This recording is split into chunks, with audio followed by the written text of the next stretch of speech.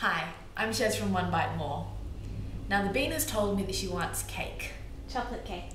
Chocolate cake. With passion fruit. With passion fruit, and so that's what we're going to make. Chocolate cake's normally quite a wintry cake, but the passion fruit gives it a nice, light, zingy summer zest, and that's just going to be perfect for your next dinner party.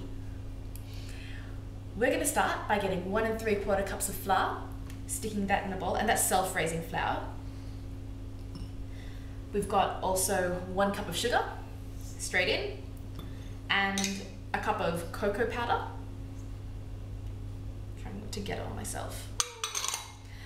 To that, we're going to add 1 teaspoon of bicarb soda, just to add some bubbles and help it to lift.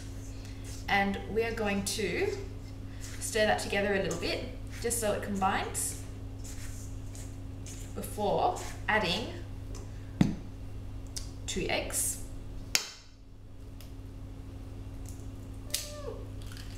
Exploding egg! Shell. Struggles.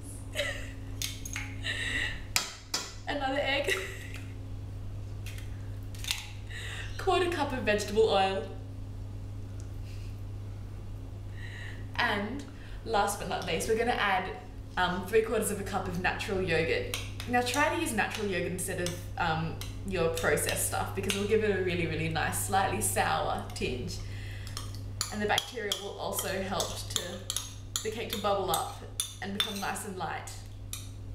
So all we need to do is mix that together without getting chocolate all over ourselves, which is what I'm gonna do now.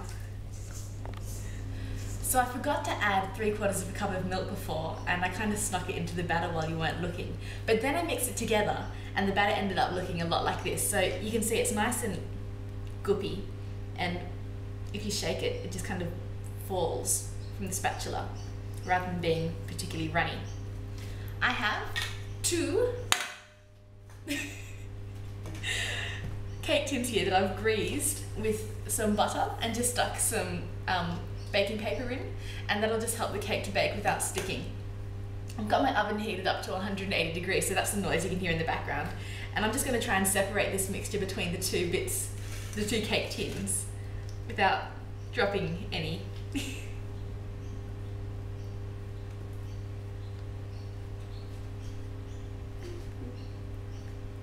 Sorry.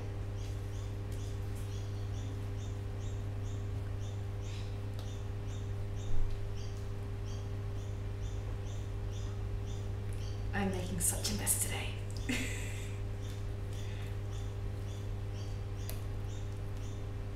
Okay, the cake batter will spread fairly evenly by itself, but once you get it all in, feel free to give it a bit of a spread with the spatula.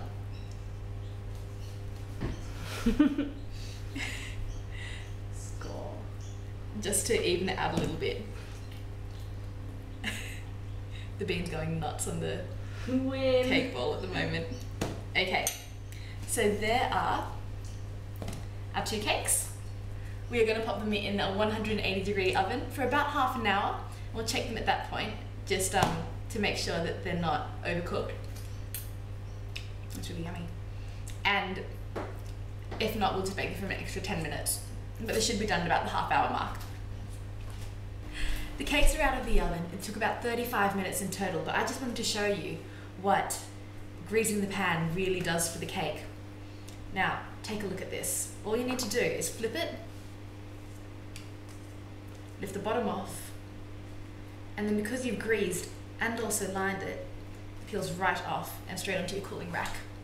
I'll be back with more passion fruit butter. Okay, so we've pulled our cakes out of the oven. They're nice and cool. And what I've done is I've just used a long serrated knife to trim the tops off them, because that way we'll get a nice even layer when we're putting them together. I've also made up some passion fruit buttercream, which is the pulp of 3 passion fruit, and that's just whipped together with 250 grams of softened butter, not melted, and 3 cups of sugar. All we need to do now is assemble the cake. So we're going to grab about half of our buttercream, if we can get it, plonk it down on this bit of cake here,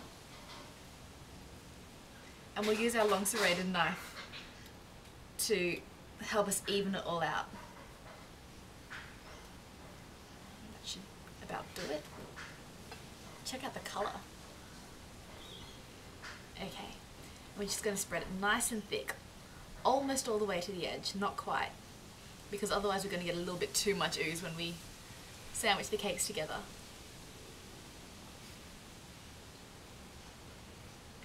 There we go.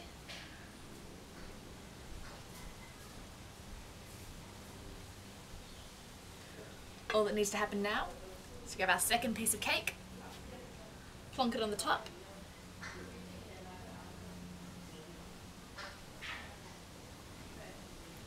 and we're just going to start filling in these gaps with our extra bits of buttercream.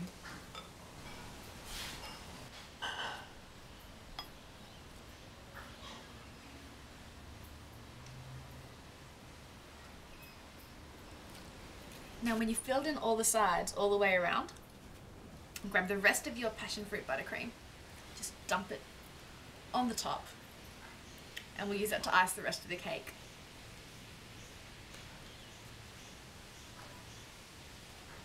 Okay, so just start by spreading it over the top, pushing it down to the sides, and as you work it down the sides, just spreading around the cake.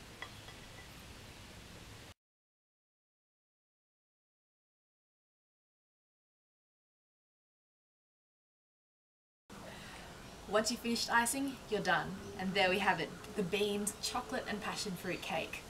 Now I'm going to see what it looks like inside. I'm just going to cut myself a little slice and hope she doesn't notice.